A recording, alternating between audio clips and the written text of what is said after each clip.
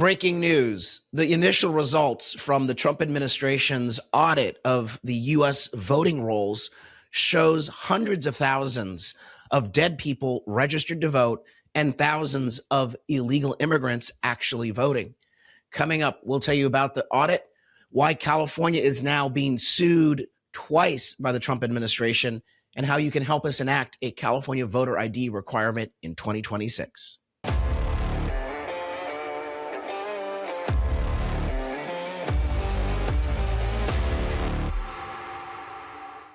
I'm Carl DeMaio, chairman of Reform California and a California state legislator.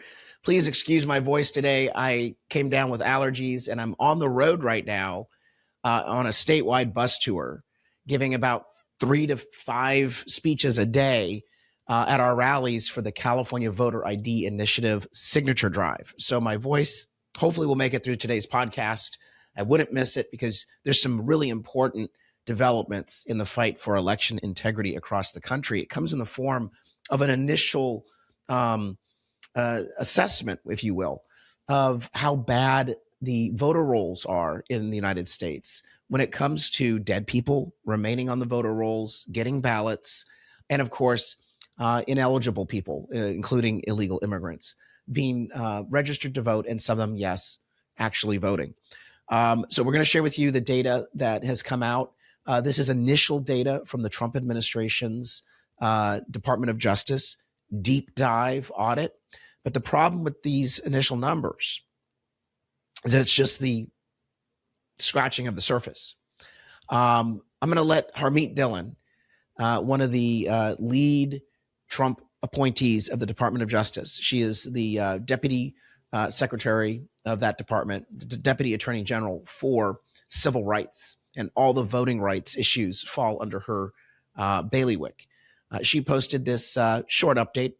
I'm going to let you listen, and then I will give you some context, because what she says is groundbreaking enough, but there's more. Listen in. Hi, I'm Harmeet Dillon, Assistant Attorney General for Civil Rights, and I'm here to share an important update about one of my many important duties here at the DOJ, which is enforcing our federal election laws.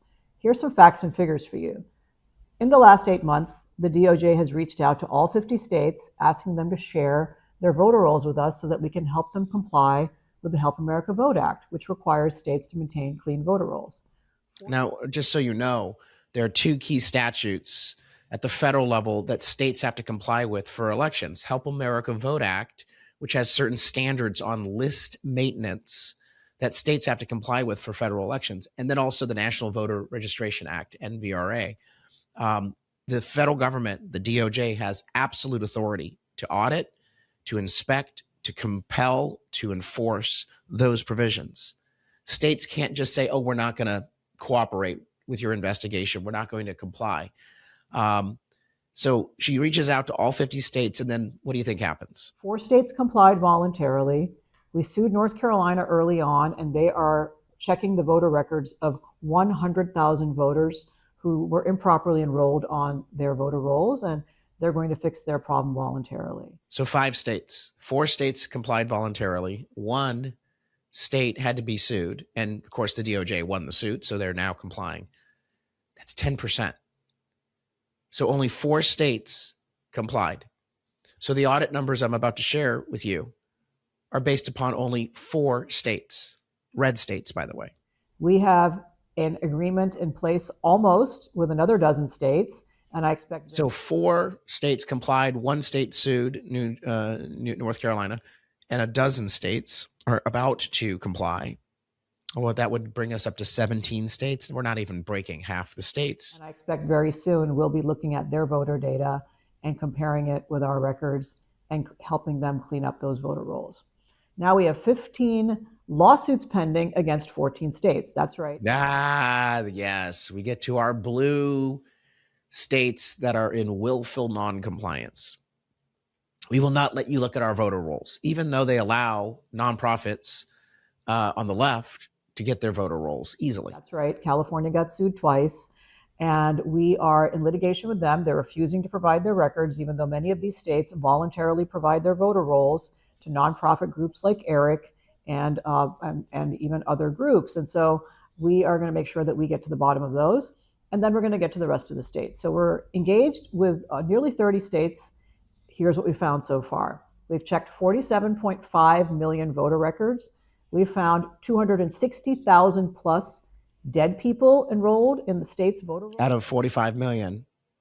And remember, we have, 300 million people in this country? 260,000 dead people? 250,000 dead people on the voter rolls. And this is just in those 4 states that they've been looking at.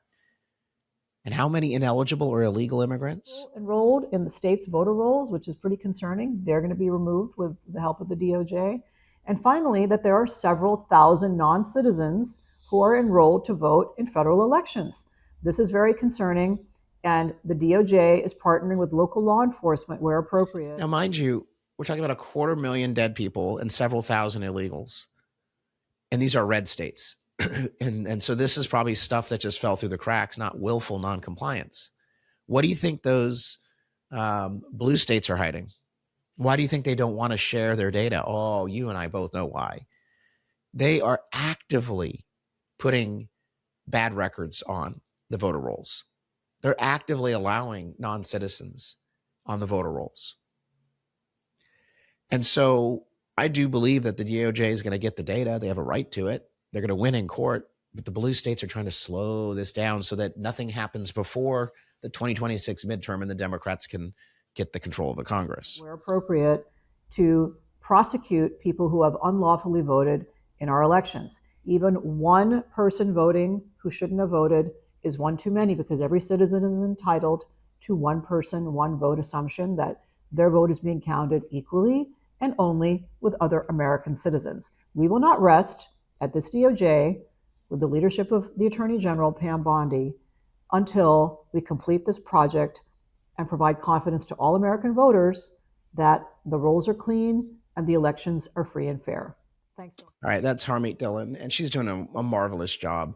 Just in full disclosure, Harmeet Dillon's law firm is the general counsel for Reform California and helped us draft our voter ID initiative here in the state of California. She's no longer materially part of that law firm because she is now in appointed office in Washington. Let's talk about voter ID, because as much as we are very pleased to see Harmeet Dillon and the DOJ and the Attorney General Pam Bondi doing their job and auditing the voter rolls and holding states accountable for compliance with federal voting laws, we know that these states aren't going to do this willingly, and they'll drag it out. And so that's why we've got to pass in California in 2026 a voter ID requirement. Our initiative actually does more than voter ID.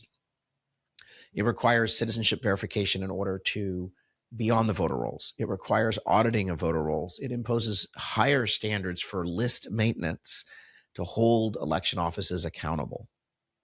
And then, of course, it requires ID to vote. Clean up the voter rolls. Once you do that, then you verify identity once people are actually returning their ballots. It's very simple. It has got 70% support across California. Even 54% of Democrats support voter ID in California. But we need 1 million signatures to get this on the ballot. And time is running out. We have until December 31st. So go to the website, voteridinitiative.com, voteridinitiative.com, and download, print out, sign with a pen, and mail back the voter ID initiative at that website. Here's the button. Sign the petition. You put your information in, including your zip code. It will take you to a downloadable document, 8.5 by 11, print it off on your home printer, sign it, mail it back in by December 31st. And of course, if you want to collect signatures from your friends, neighbors, we can still rush out a volunteer kit to you. Click under volunteer and sign up for a volunteer kit to be mailed to you. And you'll get that in the coming days, and you'll be able to get back some signatures before 12/31. Finally, we do have canvassers, paid canvassers out, walking door to door in front of stores, collecting signatures by 12/31. We need resources. So if you can, after you sign the petition, chip in a contribution at voteridinitiative.com, voteridinitiative.com. That's the website. You You can also get to it through reformcalifornia.org. Until next time, I'm Carl DeMaio, Chairman of Reform California and a California State Representative.